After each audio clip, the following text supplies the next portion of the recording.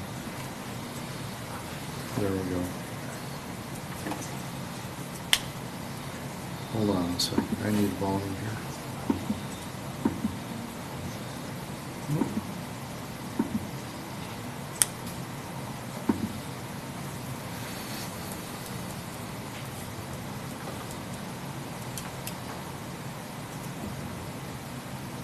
Anna, can you hear me? I can't hear you yet. Okay, I'm gonna keep trying to get this to pop up. I'll also add there were a couple of written statements that were provided to the commission prior to the meeting. Anna, can you say something? Can you hear me now? Yes, not Anna. Okay. Sorry about that. If you didn't hear, I'm Andrew Babcock. I'm on my wife's computer. I live at 16124 116th Avenue in Dayton. Some of my questions were already answered by other questioners, but has any of this land actually been rezoned yet, or is it all just still in the planning, still tentative plans? Sure, I've got an echo on here. It has not been rezoned. Okay. And then another comment was, looking at these plans, we were sort of thinking that some of, by the cubes, that area is sort of already somewhat industrial. So our thinking is sort of that, if more industrial goes in that area and other areas remain lower density, that would be beneficial, more beneficial to our thinking than spreading out industrial areas or having high density or medium density areas encroach on single family homes. So thank you for your time. Thank you.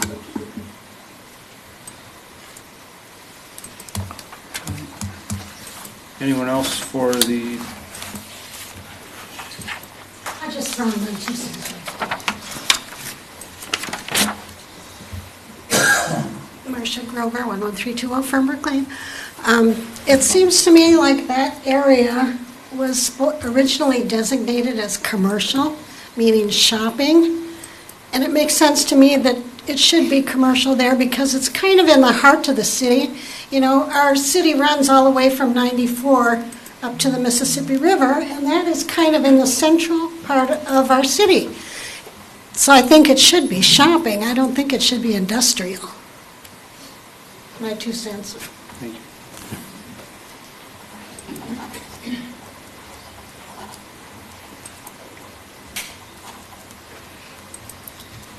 Anyone else would like to come forward? All right, with that, I will close the public hearing at 10:10 and open it up for discussion.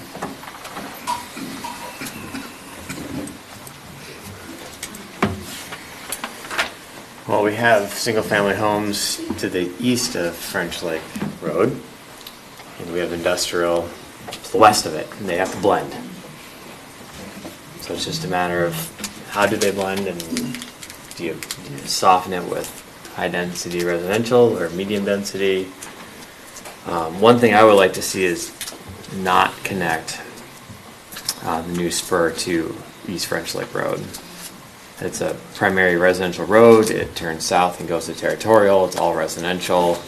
And like one of the gentlemen said, if you give them a route, the truck drivers will take it.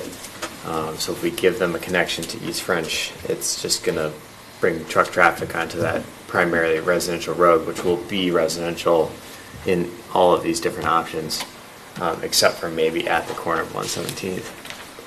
So I don't know if that means it's the far left residential heavy figure, or if it's just a spur that comes off the roundabout by the cubes and just terminates in a development, and then you exit out the same way you came in and you don't have that connection to the French Lake Road.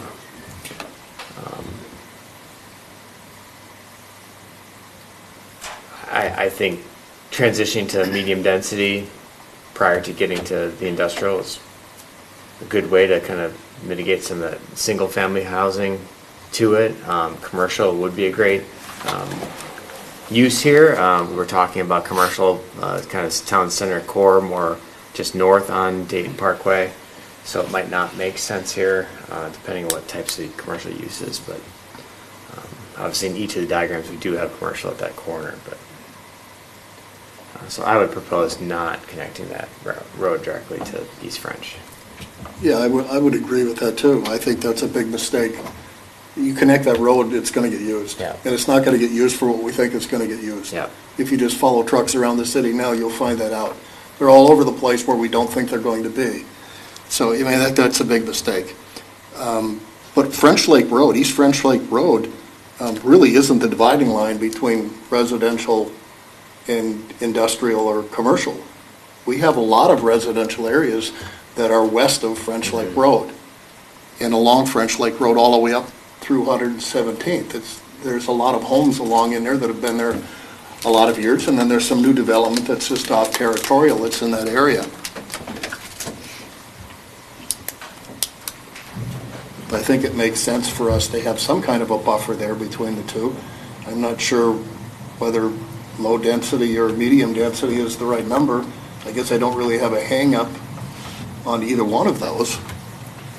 But I think we need to do our best to keep people's backyards out of an industrial park. How we do that, I'm not sure. But I think that makes those homes that are going to be built along in there in the future a lot nicer places to live in. I know we built industrial behind homes along West French Lake Road, and that's basically destroyed all the quality of living that those folks had on that road. They've got these huge buildings. They've the cubes to the south. They have the other industrial to the west of them. They had beautiful country homes out there. I remember when they were built. And we pretty much destroyed any country living that those folks had, and I don't want to see that happen to folks in the future. So. Yeah, I don't want truck traffic on East French Lake Road going south of whether it's the industrial heavy figure, the 113th extension figure. And so I'm hoping that people can design it though to deter truck traffic, because I do think that the residents are going to want the ability to go north someday without having to go all the way around. So they don't want truck traffic, so hopefully we can design it so truck traffic doesn't want to take the tight corner. I think Peter mentioned that at the last meeting. The big question is, how do you do that though? I'm going to rely on the engineer. Come to 113th and Fernbrook. There's no way trucks make that corner. What's different though, 10 axle trucks. Yeah, I think what's different though, when you look at Google Maps, if you're a truck driver, and you see what's to the right heading south on East French Lake Road, it's a natural deterrent. Meaning that you got to figure out how to get onto 81, and so if we can do something, I just think that those residents are going to want the ability to go north someday. Not today, because there's nothing north. Right. But someday they're going to want it. I think the really road pattern, I guess I would prefer that we decide on land uses north of where we're currently showing the industrial heavy figure, how that road goes across.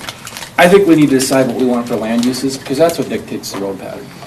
If the majority wants medium density, then it's a different road pattern requirement than if people want industrial. So I kind of think that's the decision point first, and then picking the road pattern.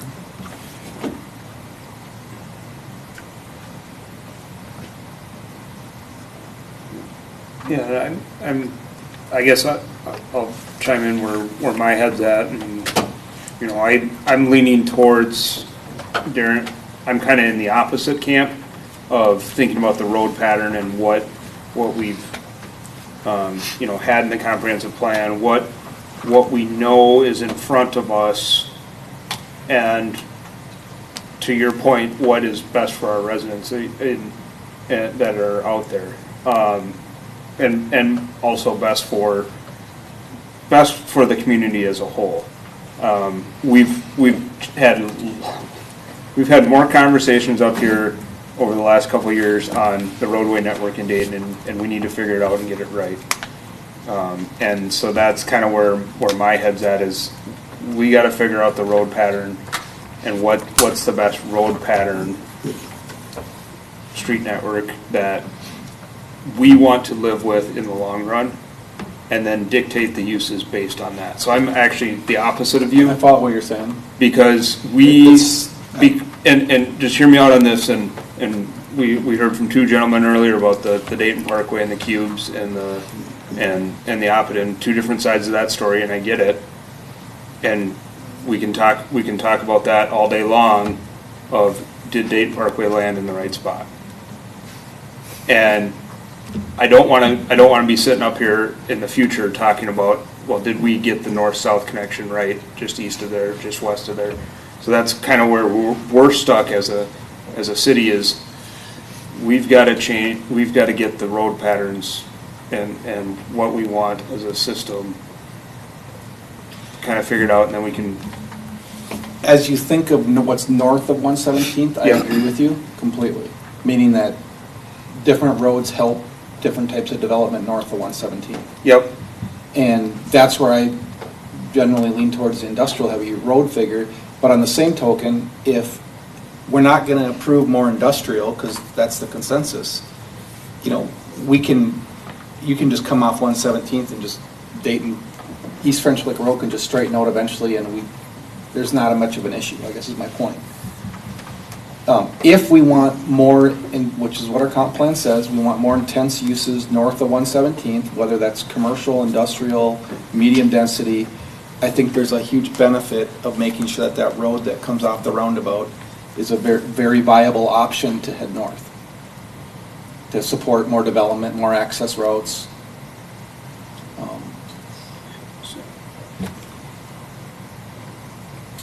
But if we eliminated industrial and that all became medium density residential, we can probably figure out north of 117 without that road that we have there in the middle industrial figure.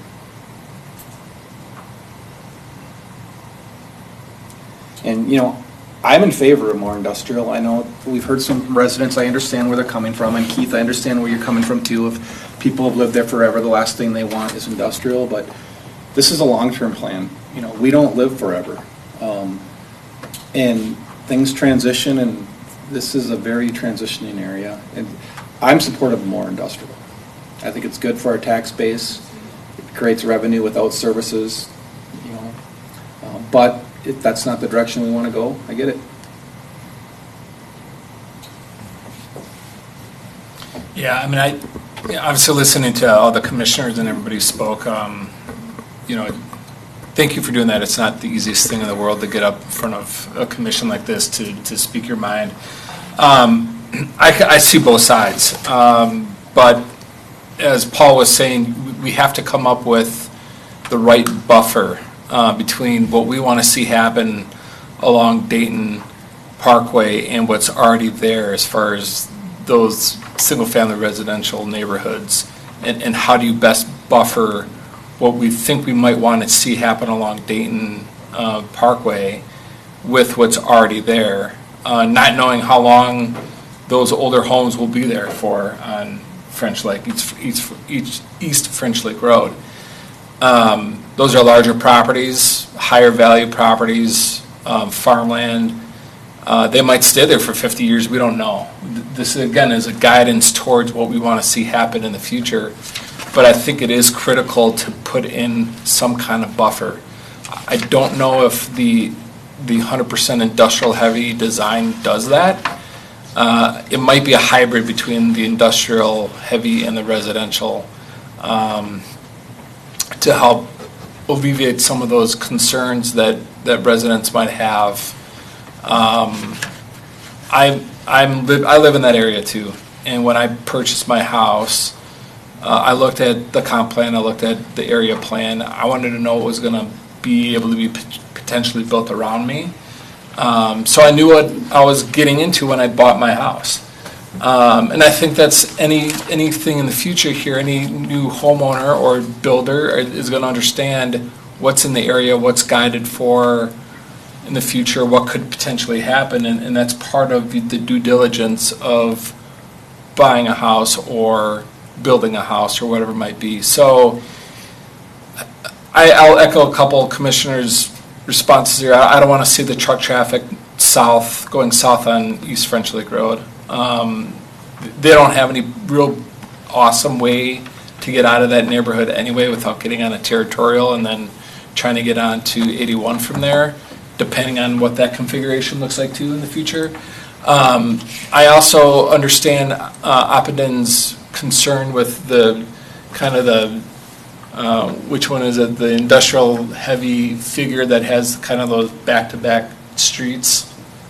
I think it's important to note though, Jeff, that South Street may or may not happen. No, I get it, but meaning that that's just a concept. It's just a concept plan, but I mean it was drawn in there for a reason, probably to best optimize that area for that potential type of use. So it's there. It's shown on a plan, so it could happen, it couldn't happen, but the potential is certainly there. So I think these plans have a little bit more work ahead of them before I would be comfortable with saying, I want this one over that one. But I don't know what it looks like either, right? So maybe it's some direction from the council to saying, here's what we want to see happen in this area. Right, we are the planning commission. We give a recommendation to the council. That's the council's final word. From a land use perspective. From a land use perspective, but perhaps the council is saying, we think the best direction as the elected officials is for the city to go into this direction right now, and then we could respond to that to best massage that the way that we think is beneficial for the city also. But I guess those are my 2 cents. I want to echo one thing Jeff said, because I get Appeden's point about the feasibility, and I do hope that the city would be receptive to TIF if we have to build the road like we're doing, because from my perspective, we're suggesting building this road to benefit north of 117th as much as anything else. And so I would hope that the city leaders are very receptive to that to help get that road built.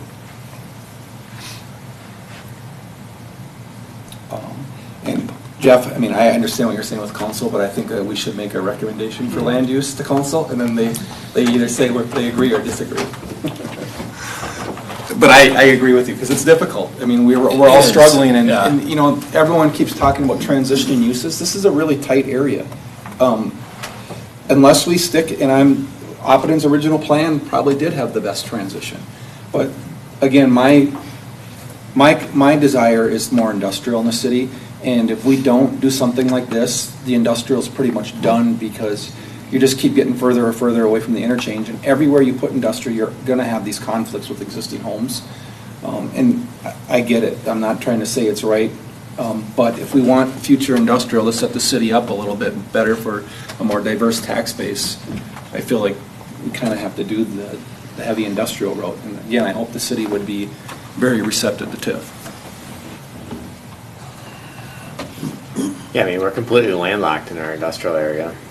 Yeah. With the freeway tucked in the corner with French Lake, developments coming up next to it. I mean, we're not going to put industrial in the middle of our city, so right. This is kind of the corner. Once it's developed, that's our tax base.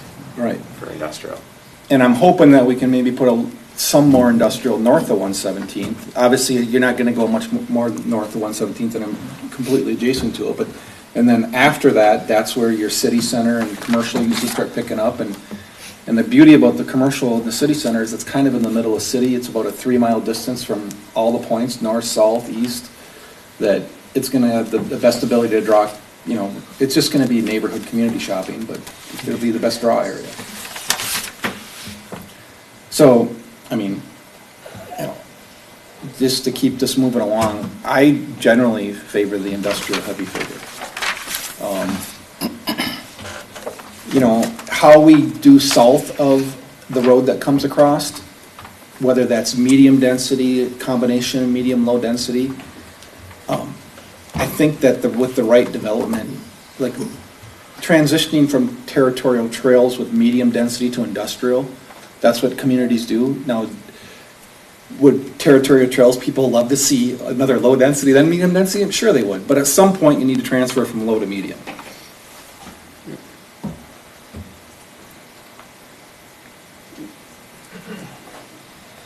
And I guess the other comment that I'll make, and I think most of us can agree to it because it's a hard property, that Stensley property, should stay mixed use. And from a, or. Except the mixed use doesn't allow industrial. So if you mean, if you mean to keep it open, we should keep it a flexible use. We don't have that yet, but. I mean, I hate to put a property owner in a situation, but if they could find a multifamily developer, they'd probably be better off, but they've tried and it hasn't worked out. And I think when we look at these options for that, you'd have to connect it to the north to make it viable. And either option provides pretty much the same connection point. That's killed, those previous projects, simply this north access would have, I think, opened that up quick. Yeah. I think even in a residential, even in a multifamily residential, you have to provide that north-south access to 113th. Yeah. I don't think there's a way around it. And if we did allow industrial there would be a little bit of a natural buffer because of the wetland between the single family, what could become single family, and the industrial. Yep. So keep the north-south corridor on the industrial heavy in the 113th through the Stensley property.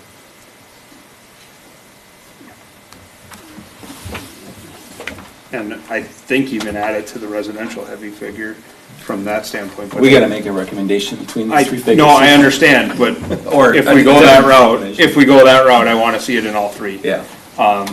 I guess from a roadway network perspective, because that's where my head's at, I live down in Sundance Woods. I go to Dean's Pumpkin Patch in the fall here coming up, right?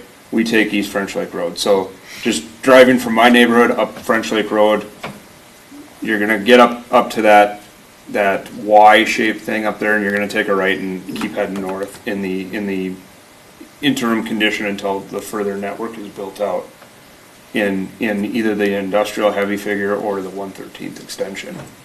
I don't mind that.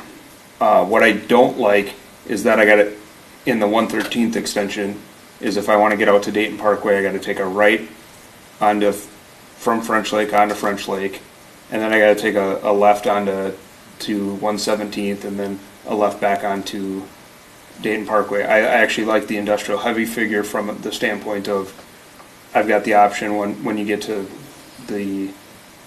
you can take a right or a left at that Y intersection and then get onto Dayton Parkway without having to go make that left out of territorial trail that has been talked about of how bad it is.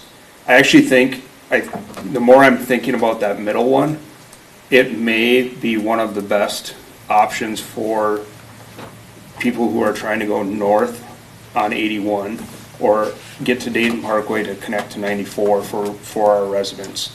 That middle option might be one of the best ones. And it may solve a lot of the issues that we're seeing and counter, it may go negative on a signal needed at territorial and 81, which is probably a good thing, right? If we can get traffic up to Dayton Parkway from the neighborhoods in southwest Dayton. I feel like I'm advocating for the developer, but you just made a good case for TIF too. So, meaning the benefit is there for a lot of people how to get to the freeway. Yep. From the territorial trail road. From territorial road. Yeah, territorial road. Yeah. So I'm leaning into that industrial heavy figure quite a bit. I also like the fact that it separates. It allows for almost a grid pattern to start forming. Not that we need a true grid, but you start to see it take shape. I'm a little confused as to why someone coming out of that neighborhood would want to go to that intersection that it's horrible to make a left turn on 81.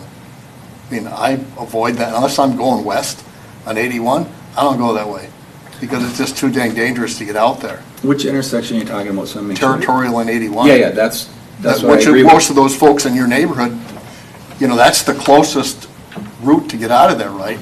It's fairly safe to make a right turn to go west, to go up, to get onto the freeway, to go up the Dayton Parkway. It's not safe to take a left turn to go east or south, whichever way you want 81 to go that direction.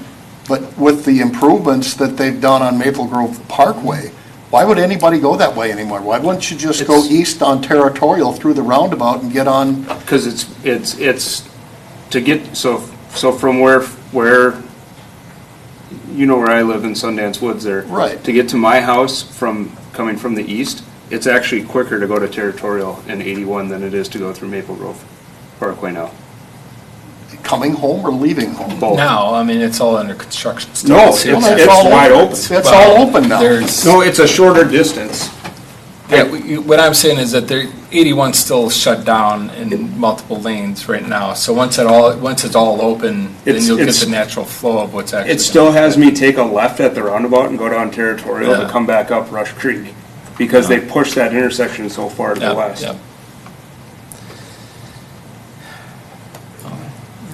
I'm still going to stand by not connecting I the am new too. road to East French Lake Road. Yep. I think you can take the roundabout by the cubes, run it to the east, terminate it into the development. It could be industrial, just like the heavy industrial figure shows, but it just terminates in the development. You just go back out the same way you came, right out to Dayton Parkway where we want our trucks. Don't even give them the option to connect into East French. But the residents have East French Lake Road to connect into Dayton Parkway and to the future community center, separate from trucks. So my point that is why is, so when you come, if that road that connects and turns up to 117th, my point is there's going to be a lot of, well, it depends on land use is another discussion that we never, but if it's going to be dense up there, which is what the plan currently calls for, tons of medium density and high density, and is that I want that road heading north to have another access road for the whole area in general, because there's going to be a lot of density. And if you cut it off, we just have Dayton Parkway. Not the end of the world, but I just think of a lot of successful developments, they usually have alternative routes that are pretty good too.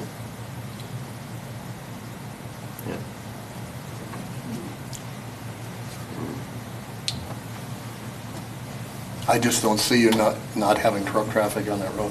I just don't. I think they're going to want to go there. I think you're wrong. So that's where we're at, I guess. So, Mr. Chair, just Yes. my voting, I have Darren and Peter for the industrial heavy. This is specific to the road corridor. Yes. Not land use. And then Paul and Keith for the heavy, for residential heavy. For and we're talking the roadway figures right now. Right. Yes, Yeah. not land use. And I don't think that in the residential heavy, if we choose that road, I mean, obviously a road's going to head up to 117th, but it really depends again on the uses, whether you'd even, I mean, it makes sense that you'd have a road up on 117th, an access road, Yeah. period, so. Jeff, I don't know which way you're leaning. Yeah, I don't know if I know which way I'm leaning right Okay. now. Well, it's 10:35, so if you could pick one, pick one. I think when I initially spoke, I said I'm for a hybrid approach, so that puts me right in the middle.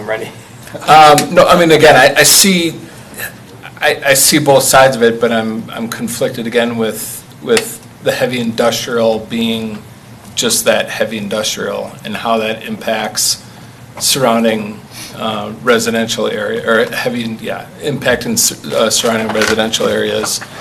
The east-west connection from 113th onto East French Lake Road, I could see the concerns that commissioners have regarding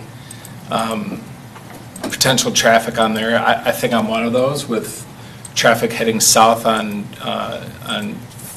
East French Lake Road there. Again, it's not the best way to get back onto 81, so I think after a couple of times, just for efficiency reasons, they probably would avoid that. Not to say that it wouldn't be used at all. So I don't know. I think that the corner piece on the southeast side there makes sense to be industrial. It's, like you said, it's buffered pretty nicely. Obviously, they tried higher density residential and it didn't work there. They just didn't have any takers. I think the market kind of shifted to Yeah. with the interest rates. And then, across 81, it's all industrial, up and down 81 there too. So I think industrial works there as well. I don't know. I'm not 100% sold with that connection of 113th onto East French Lake Road. Question for Darren and Peter in relation to Opden's layout. If you have any preference between Opden's versus the industrial heavy. The hardest thing I have with the Asten layout is I understand that it's going to yield more industrial, and that's what I want. But I guess I'm also thinking of the property that they shifted the road through that, at least with the industrial heavy, that road's thinning across like the boundaries of properties where we can maybe even get that road shifted enough that everyone's given a little bit for right away, or we have to buy it, whatever, with TIF. I guess my concern is what's the repercussions on the one property with the road goes right through the middle of it. That's my biggest concern. I mean, I don't like all the jockeying around to get to where you got to go, but it is a relatively confined area.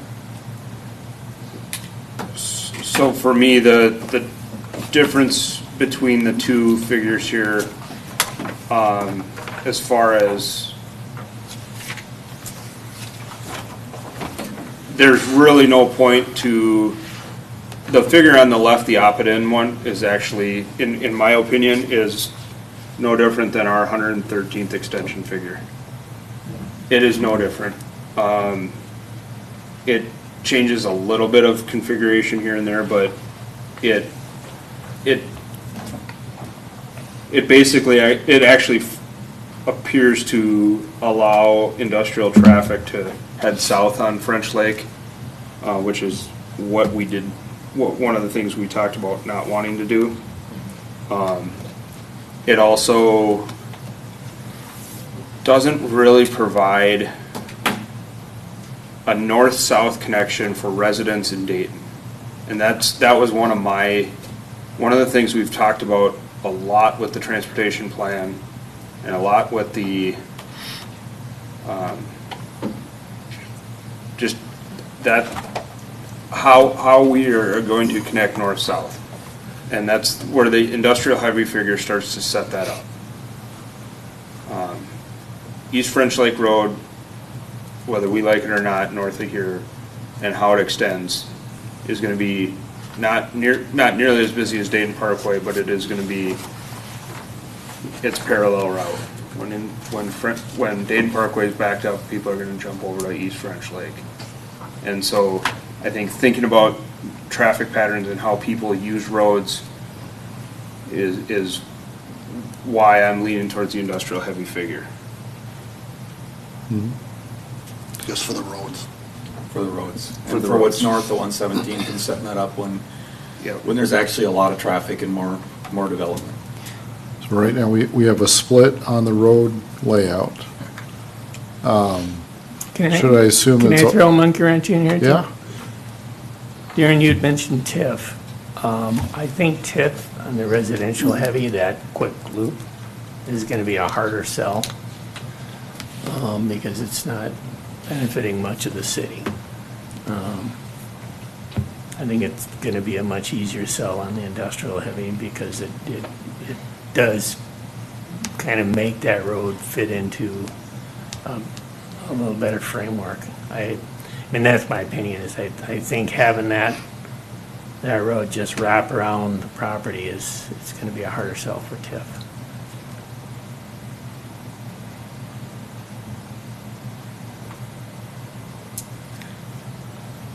TIF's already kind of a dirty word, and we have to kind of, when it fits. It helps when it fits. When it fits, but it's still a hard sell. Yeah.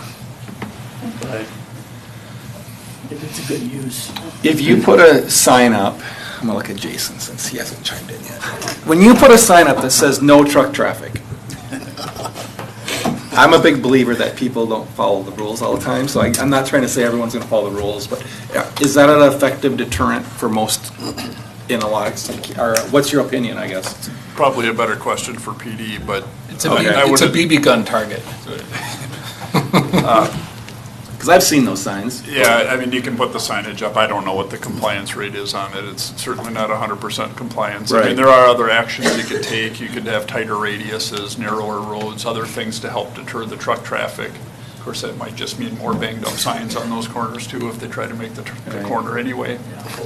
But there are some measures you could put in place to. Yeah, further even if there's a deter sign, it's a traffic. sign that, like, they might double check of why am I going this way again? Sure. Because usually you see those signs, once you get in those places, you see why they said no truck traffic. Right. But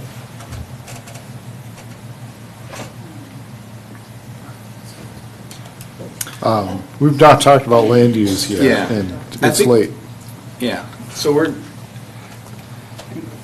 I mean, What would you like to see, so, I'm going to make an assumption you'd like to talk about this again next month. I think we should make a recommendation to the council because nothing's gonna change between most of our opinions. Okay. That's my opinion, is that whatever the vote is, the recommendation goes to the council and they decide what's next.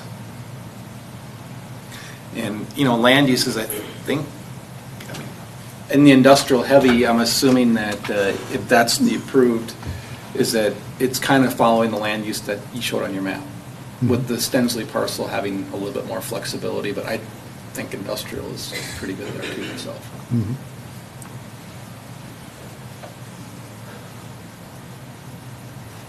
And where if you went the route Paul and Keith are leaning towards, it seems it could still be, and I think they're open to industrial, they just don't want the road hooked to the south. Sure. Yeah, I'd stay off East French. I think I agree, backup routes are good, but all you're doing, if you're trying to avoid Dayton Parkway because it's heavy traffic, you come down and it doglegs you to the west and you connect to Dayton Parkway again. So it's not really getting you around. You're going to take 1/17th over to Fernbrook down to McGrow Parkway and onto the freeway there if it's backed up here. So Paul, on the residential heavy figure, if the green were switched to industrial, it'd still be difficult to take East French Lake Road. Yeah, I think as long as all access to that industrial park Goes to the pushes you interior. to Dayton Parkway where we want our trucks. Right. Because they're going to the freeway. And then they have no reason to go into the neighborhoods. Because they have freeway access. I'm convinced that if they have access, they will use it. Not I mean, just- frequently, but I agree No, that they it'll will. get used, I'm sure. Elm Creek Road goes through Elm Creek Park. It's a park access road, right? No semis could go down that road for years until Elm Creek, or Three Rivers, built a bridge down there that's 4 lanes wide that you can move a house across. Well, ever since then, semis go down that road. It's a park access road. People bike on the road, they hike on the road, they skateboard on the road. All those things, now you have semis going by there. When they had Fernbrook closed for 3 weeks, it was like a freeway down through there with truck traffic. They're not supposed to go down through there There's a purpose either. of cutting through there, though. Like, I don't see the purpose of, like, it's way quicker to get to every road you want to go to, it's way quicker not going the way that you guys don't want them to go for truckers.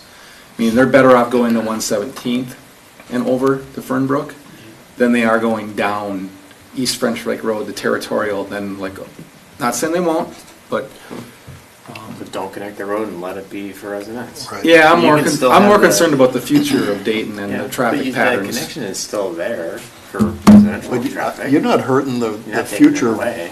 the Just not residents. connecting it. Yeah, they can still go up French Lake Road Okay. to the north. They can drive up and connect to the parkway if that's where they want to go. Or if they want to go across the parkway, assuming it's still there, French Lake Road on the north side of the parkway, they can continue on up that way. And someday in the future, Territorial will connect to 81 in the proper, safe fashion, and that's where everybody will go. to get out of there. With a stoplight. Just chime in Someday. on, one note on here. We actually did start with a road that did not connect to East French Lake Road for this exact thought. Both of emergency services, police and fire, were against that idea.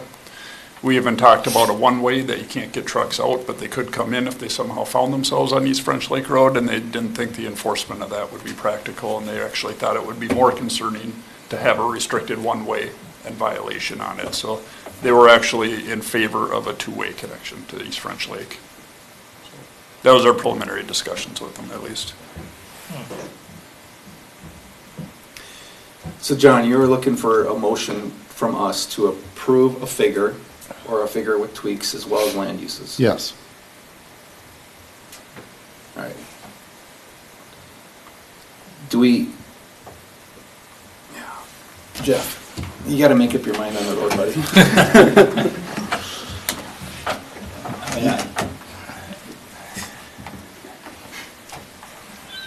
Well, so, Jason, you're saying that they're not supportive of the police and fire is supportive of all three of these options, is that what you're saying? Well, at least specifically, this was early in conversations when we had the road coming off the roundabout and going straight east. We were actually stopping it short of East French Lake Road to Right. not intermingle residential and heavy traffic. And then we talked about one-way connections and other ways to minimize it. And their opinion, at least at that time, and maybe it has changed since, but was that a two-way connection is the way to go, both for their ability to access and also the enforcement of violators, if you will. We have reviewed all of these, and they seem to be agreeable to any of these situations.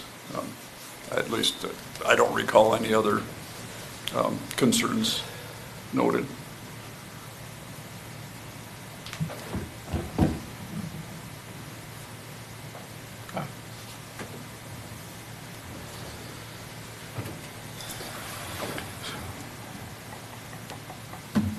So, I had a thought. I'm losing it. I guess my thought that I was looking at is putting Option to the side.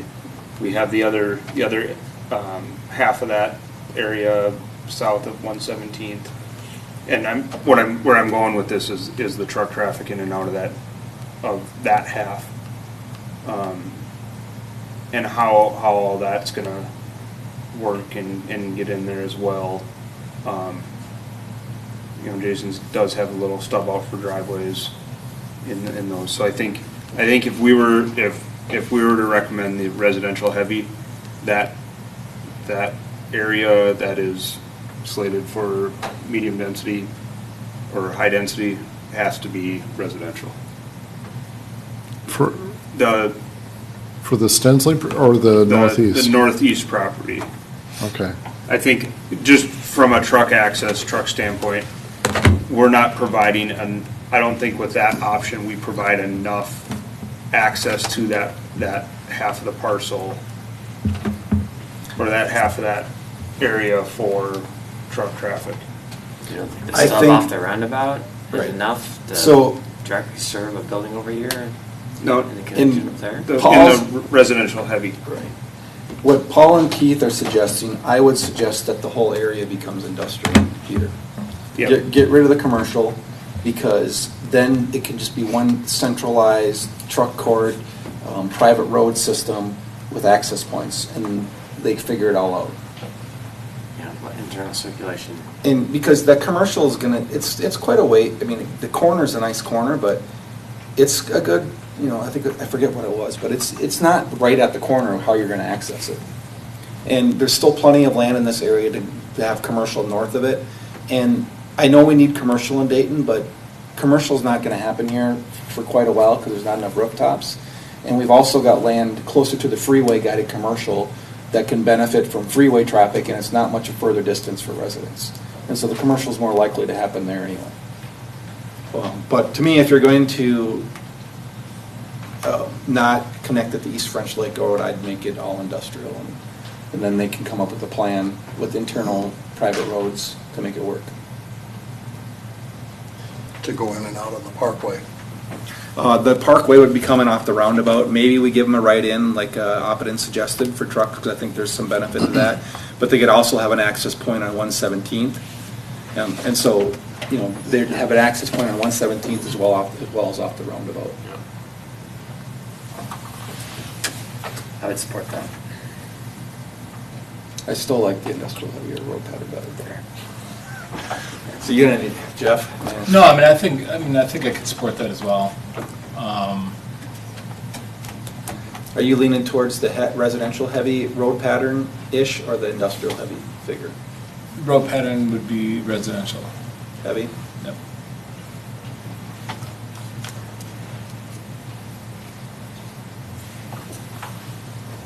I would suggest, if you guys are all comfortable with industrial there, I'd suggest one of you three to make a motion. I'll make a motion to recommend to City Council the general road pattern of the residential heavy figure and revising the zoning to be all industrial on the north half of that property, or on the upper green upper block. part. What is that spur road? Is there a name for that thing yet? Right here? No. Yeah. Paul Avenue. So that would all be industrial, along Okay. with the business. Commercial would be industrial. And as Darren noted, to allow for internal circulation to resolve its traffic flow within the property. Do we want to make a recommendation on the stencil parcel? Part of me says I wish the property owner, because I know they've had applications, that somehow we just communicate to them that we're open to rezoning it industrial. They're the triangle. All of that. Versus us just saying, let's re-guide it industrial, and then all of a sudden they come back with a multi-family development, and we have to do this all over. So part of me says that we should reach out to them, assuming people are in favor of multifamily or industrial, and letting them know that we're open to re-guiding it, if that's the direction they want It's to go. being marketed for both. Yeah, so then to me, I would hold off and just have that communication versus us amending it, and then they end up doing multifamily for some reason.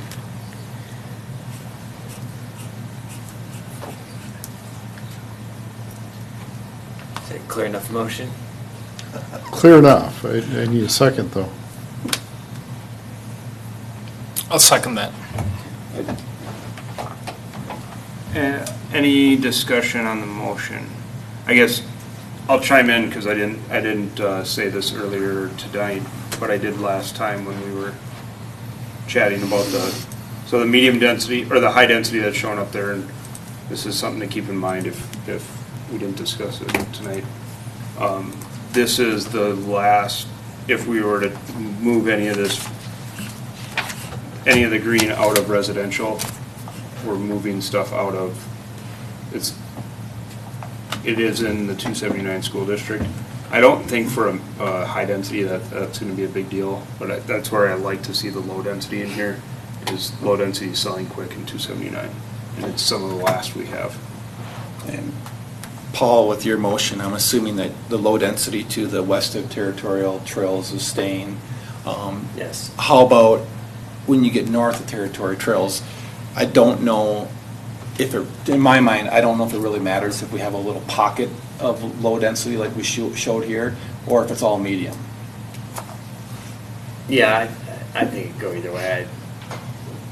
Transitional residential there, and a nice buffer to the industrial probably, right?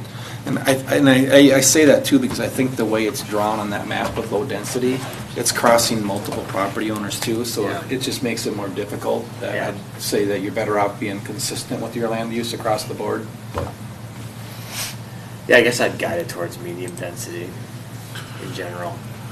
So, which area? The middle zone, middle properties. Okay. Yeah.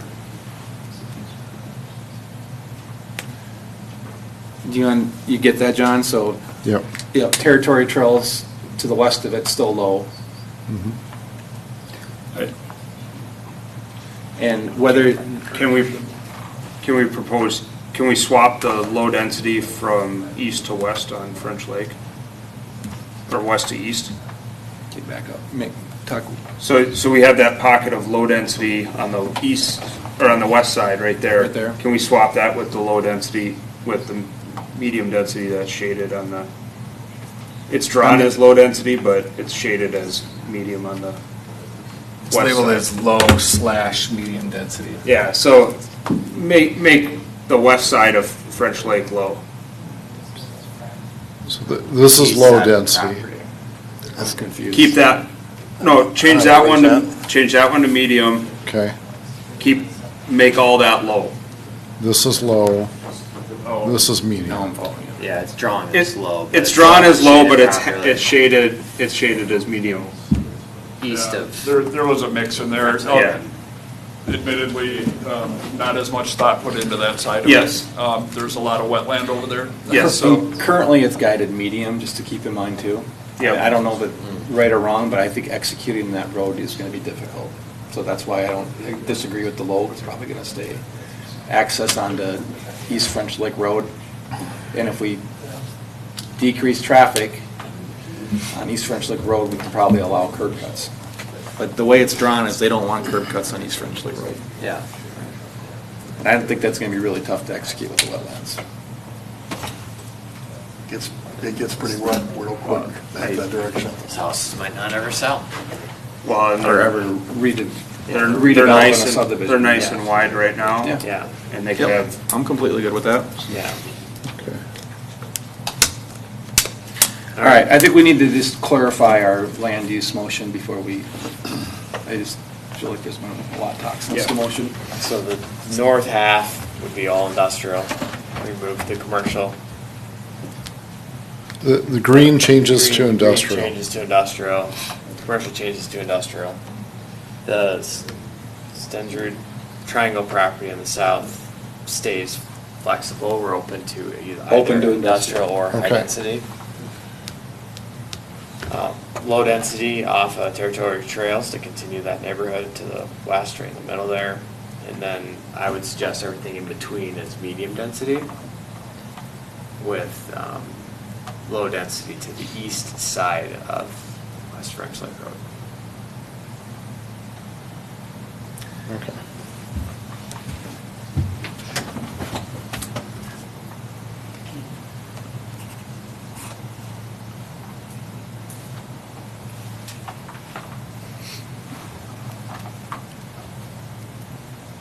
That's my motion.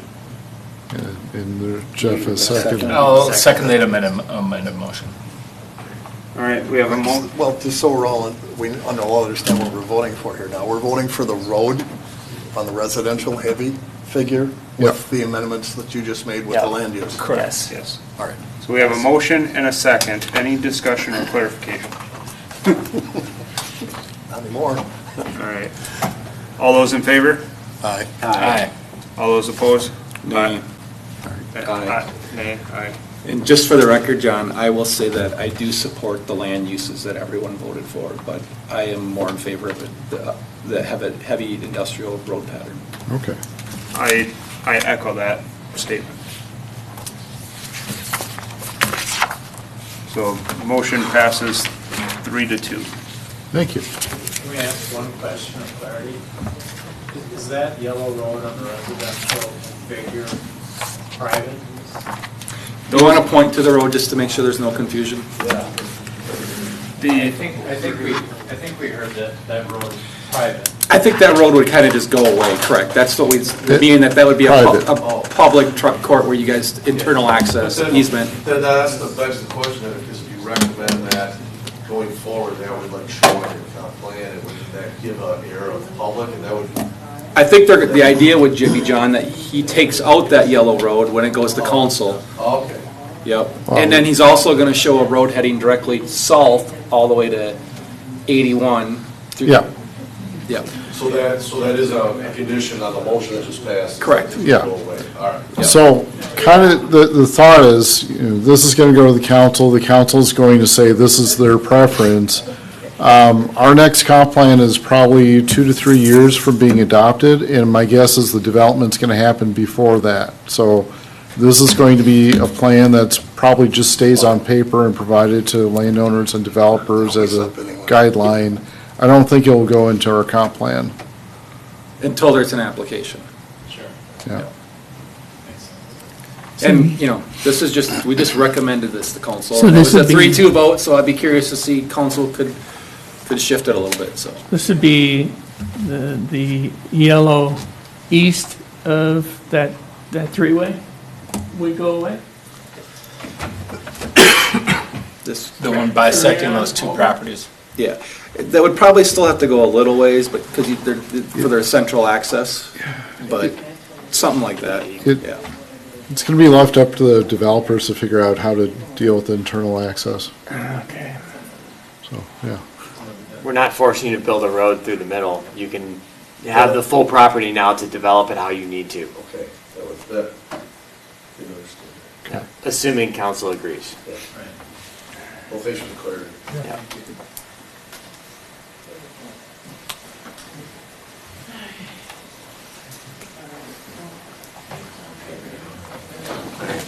All right. Welcome to the planning commission. No, me, I'm talking 11 o'clock. Not midnight yet. All right, item number 9. Notices and announcements. I'll try to breeze through this quick. This is a little more than a half-year update on permits or building permits. So we are below, I'm just gonna say below average, so we'll probably hit around, I'm gonna guess, 150, 160 homes this year. It is a decrease over the previous years. I don't know how the other communities are, if they're also below average. They're doing well. Okay. Like St. Michael, for example, is doing well. I think of them, Otsego. I mean, is it just where we're at with the developments that are building right now? Is it just kind of like we just got the expansion, our DCM farm, like it's just starting to move dirt, right? Like, and so like, I do are think some places just filling up a little bit and there's not enough? I do think it's related to options, but it also, the thing I keep hearing constantly is school district. Yep. And that, So, we can't change that. Yeah. Can only make it better. Dayton Elementary's getting classrooms now, though. That should attract people. Building out all the classrooms Are they? instead of just being open. Yeah. There you go. And I think that we had a ton of public feedback with just coaching youth and stuff, but last year when the school started, it was a disaster, meaning they had to redistrict after school started. Oh. Because Dayton Elementary was, like, they didn't have it, so. Yeah. I think that rumor, or that word spread too, and it just makes people nervous of Sure. where our schools are at with capacity. And Jackson Middle School is just busting at the seams on top of it. Let's see, so projects that we're working on for ordinance amendments, and there's quite a few, and so I'm gonna breeze through this quickly. 2 projects that we're trying to finish up is, one is a study on, I'm referring to this as right-of-way permitting as it relates to utility boxes. The second is fee schedules. So as the commission is aware, we've had a number of developers that have complained about our development fees are high. So we're doing a comparison with surrounding communities. We hope to bring that to council soon. Third item is administrative enforcement of city code. So this is specific to fines that we have the ability of charging to violators. Currently, it's $500 after 30 days, $100 a day after that. There's some opinions that is not enough or it's not working. It's clearly not working. Whether it's enough or not is another story. The fourth one, this is several items, or several portions in the code that relate to exterior material, but what it relates to is we do not allow shipping containers in Dayton, and there are many residential and commercial properties that do have shipping containers. I don't know if there's a consensus or strong opinion either way of for or against it, but. Like for storage of them or use of them? Use of them. Using them for storage. storage? Yeah. Yes. Yeah. Do you want our opinions? Or is it too late? No. Email them to John. Well, if it's short, you can tell me right now. This is something that needs to come We're in to- Dayton, John. to guys. Every answer is it depends on the situation. Yeah. So I'll just leave it at that. Okay. Let's see, final site plan and building plan regulations. Everything requires a site plan, and this came up with the Spaniard project last month of, should there be a minimum threshold where you guys don't need to see a site plan review? The Spaniard plan, that was the garage rebuild. No, this was the No. industrial off of 113th, so I don't remember if it was like. The office edition. 1,000 Oh, office edition. Yeah, it wasn't much. I think it was less than 1,000 square foot addition. I mean, the good news is that was, besides the road extension, that's simple approval, so I guess it's more. I've seen thresholds with like percentage of building Sure. addition type of thing, but then you get, well, yeah, it's not cost effective to keep putting on a 25% addition or whatever it is, but I've seen that in ordinances. Yep. But I guess it's going to be determined on what we want to see as a commission. Plant diversity, we've had a couple of projects that have either objected or had concerns about the number of plant materials, whether it was one case it was shrubs, another case it was ornamental trees. Either way, it's how do we calculate how much landscaping is required. Let's see, the next one is keeping of animals other than dogs and cats. So we have a kind of a formula.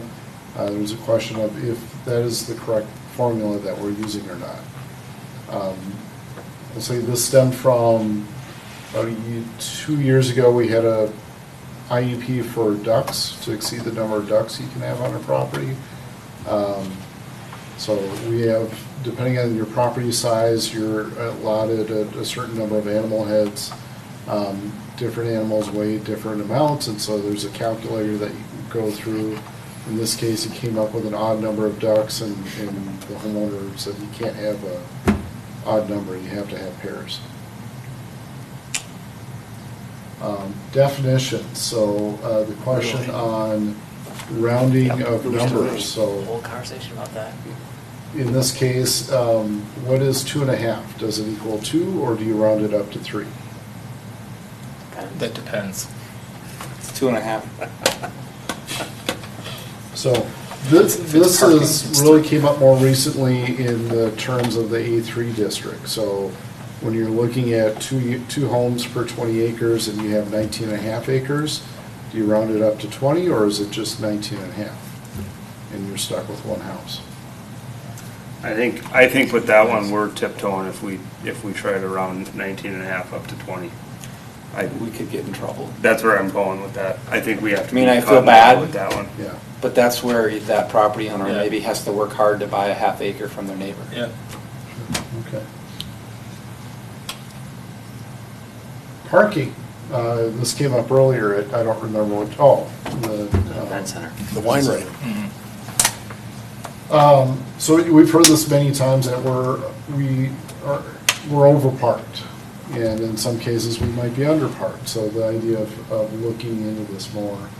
Rental licensing, this is something I think we have briefly talked about it occasionally, but not in any detail. We have 138 rental licenses in Dayton. According to the census, we should have at least twice that many. So the question of is the ordinance working as intended, and as well as the question of enforcement. Our rental numbers are not high comparatively to other communities. Even at 5%.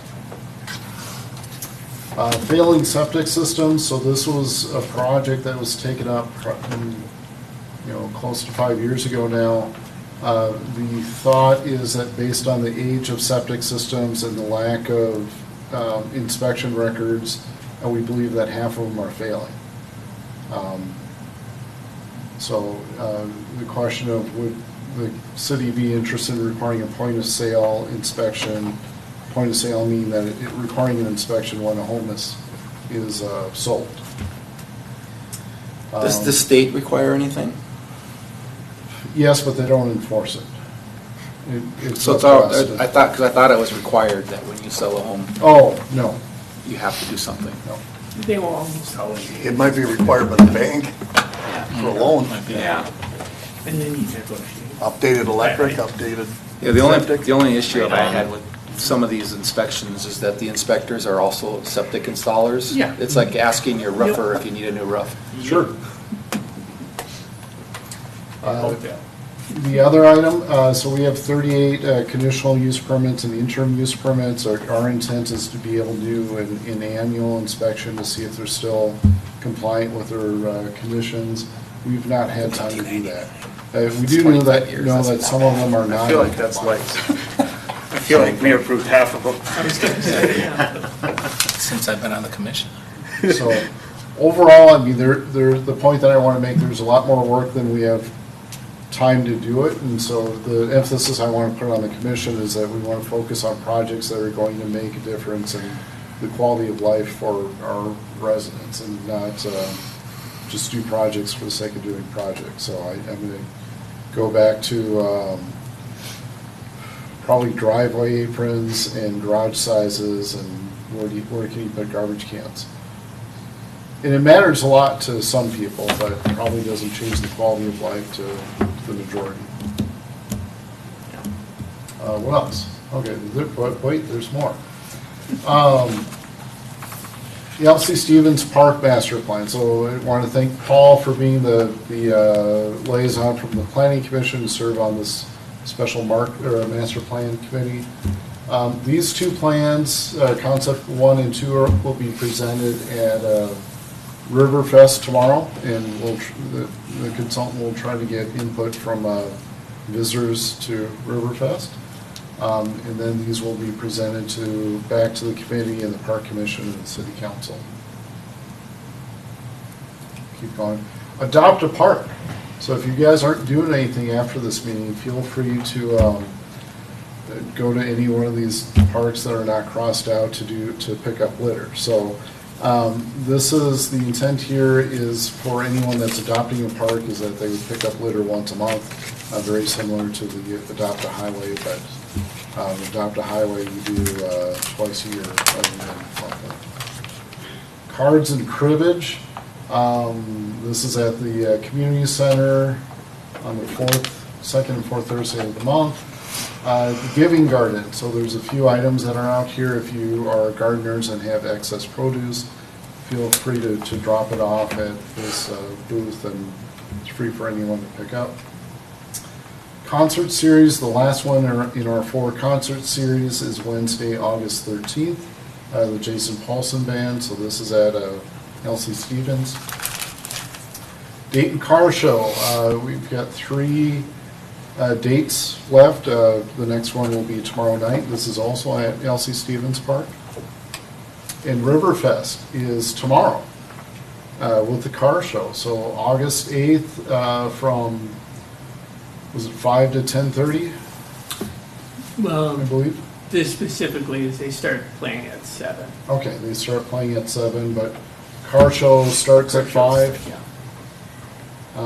And we'll have 2 consultants talking about the L.C. Stevens Park Master Plan that will be on site between 4:30 and 6:30. So for anyone that would like to provide opinions on that. And then the next Plan Commission meeting is Thursday, September 4th at 6:30. Right now, we've got 1 application on the agenda, and then may have a couple of ordinance amendments, or start whittling that down.